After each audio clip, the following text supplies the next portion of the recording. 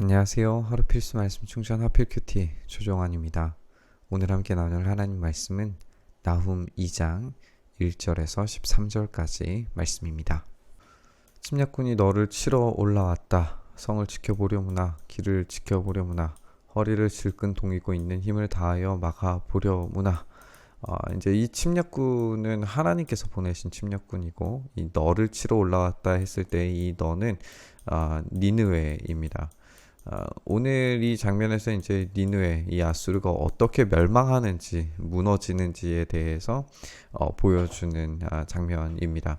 그래서 이 침략군은 하나님이 보내신 것으로 우리가 이해를 할 수 있고, 그들이 아무리 강력하게 성을 지키려고 노력해도 무용지물이라는 것을 보여줄 겁니다. 이 약탈자들이 야곱과 이스라엘을 약탈하고 포도나무 가지를 없애버렸지만, 이 약탈자들은 이제 니느웨가 되겠죠. 니느웨가 야곱과 이스라엘을 약탈을 했었는데, 이제는 이 약탈자들을 침략군이 정복함으로써 그들이 했던 그 강포한 악을 되갚으시는 하나님의 일하심을 우리가 이제 보게 되는 거예요. 이 포도나무 가지는 이스라엘을 상징하는 아주 중요한 상징이죠. 이것들을 없애버렸지만 주님께서 야곱의 영광을 회복시키시고 이스라엘의 영광을 회복시키실 것이다.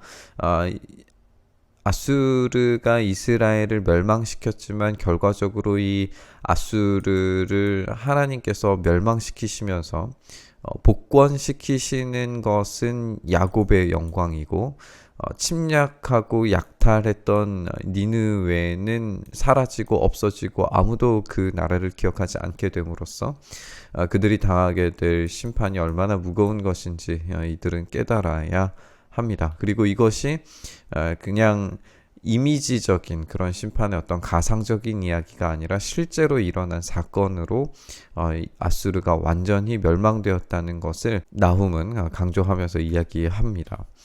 적군들은 붉은 방패를 들고 자주색 군복을 입었다. 병거가 대열을 지어 올 때에 그 철갑이 불꽃처럼 번쩍이고 노송나무 창이 물결을 친다.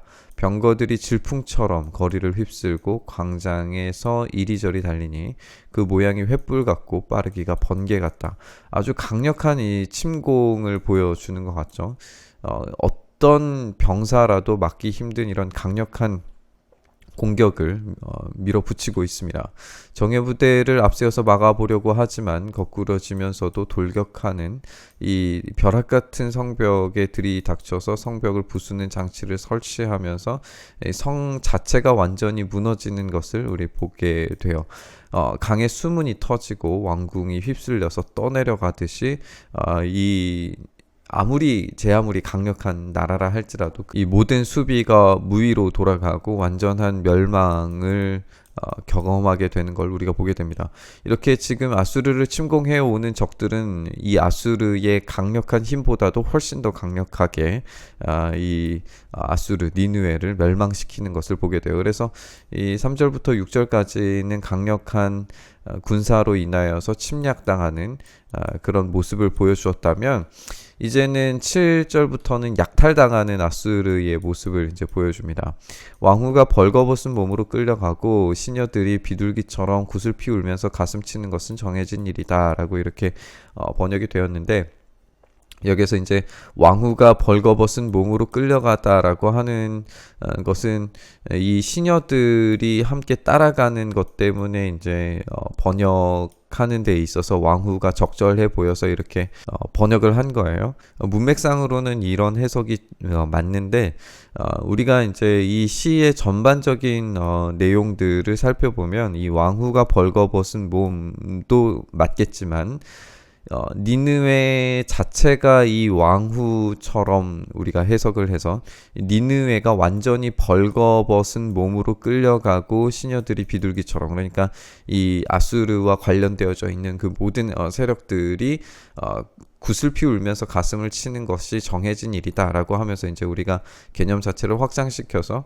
니느웨로 보는 것도 나쁘지 않은 해석으로 보여집니다. 어쨌든 뭐 전쟁의 결과로 인하여서 여성 왕후가 이런 취급을 받는 것은 이제 당연히 고대의 전쟁 상황에서는 일어날 법한 일이기는 하지만 조금 더 우리가 이 니느웨에 집중한다면 그 니느웨가 발가벗은 몸처럼 끌려가듯이 완전히 하나도 남지 않은 나라가 되리라고 하는 걸 이야기하는 거예요. 니느웨는 생길 때로부터 물이 가득 찬 연못처럼 주민이 가득했지만 이제는 모두 허겁지겁 달아나니까 멈추어라 멈추어라 하고 소리를 치지만 뒤돌아보는 사람이 없을 정도로 그 성읍에 남는 사람이 없게 됩니다. 여기 이제 벌거벗은 몸과도 이제 연결되는 그런 이미지죠. 은을 털어라 금을 털어라 얼마든지 쌓여 있다 온갖 진귀한 보물이 많기도 하구나.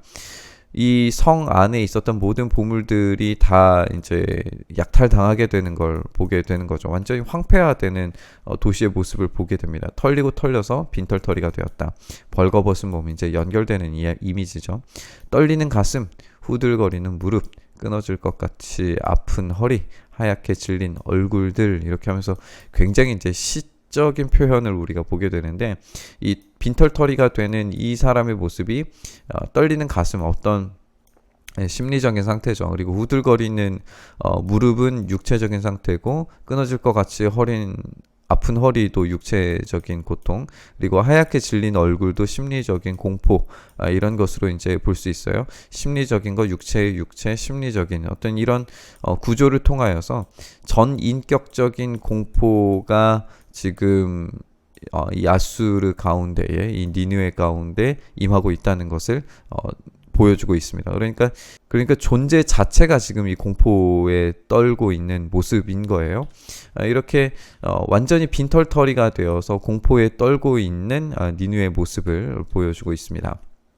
그리고 이제 마지막 부분은 그 사자들의 굴이 어디 있느냐라고 이야기하면서 아수르를 이제는 사자로 표현하고 있는 걸 보게 되죠. 사자들이 그 새끼들을 먹이던 곳이 어디 있느냐? 숫사자와 암사자와 새끼사자가 겁없이 드나들던 그곳이 어디에 있느냐? 숫사자가 새끼에게 먹이를 넉넉히 먹이려고 숱하게 죽이더니 또 암컷에게 많이 먹이려고 먹이를 많이도 죽이더니 사냥하여 온 것으로 바위굴을 가득 채우고 잡아온 먹이로 사자굴을 가득 채우더니 그것이 어디에 있느냐? 어디에도 없다라고 하는 이야기입니다.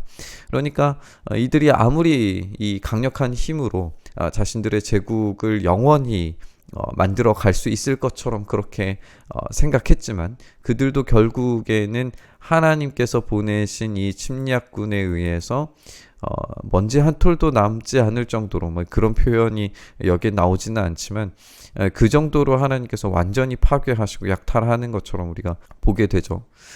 그 말씀을 이제 하고 계시는 것이고 가득 채웠던 그 모든 것들이 사라진 것을 말하고 있습니다. 내가 너를 치겠다. 나 만군의 주의 말이다. 하나님께서는 그 일들을 반드시 하실 것이고 성취하실 것입니다. 이것은 하나님의 말씀이시기 때문에 하나님께서 말씀하신 것을 이루실 때에 그것은 돌이켜지지 않고 반드시 일어날 일입니다. 내 병거를 불살라서 연기와 함께 사라지게 만들겠다. 아예 남지 않는 거죠. 완전한 파괴입니다. 너의 새끼 사자들은 칼을 맞고 죽을 것이다.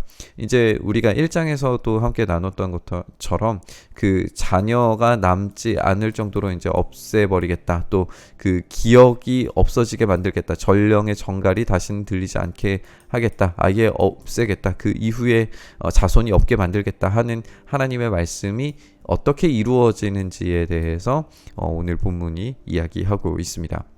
하나님은 악을 제거하실 때에 그 뿌리까지 그 조금도 남기지 않고 모두 다 뽑아서 없애버리실 겁니다. 우리는 하나님의 편에 설 것인가 아니면은 제국의 편에 설 것인가 선택해야 됩니다. 오늘 우리가 이 본문을 묵상하면서 이것이 어제도 함께 나눴지만 단지 아수르에 대한 심판으로 우리가 읽을 것이 아니라 우리의 죄와 그리고 이 시대의 제국주의적인 모습들에 대해서 하나님께서 심판을 반드시 내리시리라고 하는 것을 우리가 기억하고 확신 있게 생각해야 합니다. 하나님은 그 일들을 반드시 이루실 것이고 그 일들을 이루실 때에 우리가 어느 편에 서 있는가에 따라서 우리가 구원받는 존재가 되는가, 아니면 아무것도 남지 않는 빈털터리가 될 정도로 강력한 하나님의 임재 아래에서 심판받게 될 것인가 선택해야 될 때가 올 겁니다. 오늘 우리가 하나님 편에 서기를 다시 한번 결단하면서 이 두려운 진노의 사건이 우리가 요한계시록을 읽어보면 그 요한계시록에 있는 그 모든 재앙과 심판이 이 세상, 또 그때는 이제 바벨론으로 나오죠. 또 상징적인 바빌론이지만 그 바빌론이 결국에는 로마고, 로마 이후에 어떤 제국주의적인 그런 하나님 앞에서의 불법을 행하는 국가들조차도 하나님께서 심판하시면 아무런 힘도 쓸 수 없다가 요한계시록의 이야기이기도 합니다. 그러나 오늘 이 나훔과 요한계시록이 우리에게 보여주는 중요한 핵심 메시지 하나는 하나님 편에 서 있는 하나님의 자녀들, 주님의 교회, 주님의 성도들은 반드시 구원하시고 안전하게 지켜주시고 보호하신다는 사실입니다. 우리가 이 말씀 묵상하면서 우리가 하나님 편에 서서 참되게 보호하시는 주님의 은혜를 누릴 수 있는 우리의 삶이 될 수 있게 해달라고 함께 묵상하며 기도했으면 좋겠습니다. 주님, 그렇습니다. 우리의 삶을 지키시고 보호해 주시기를 간절히 바라며 주님 앞에 나아갑니다.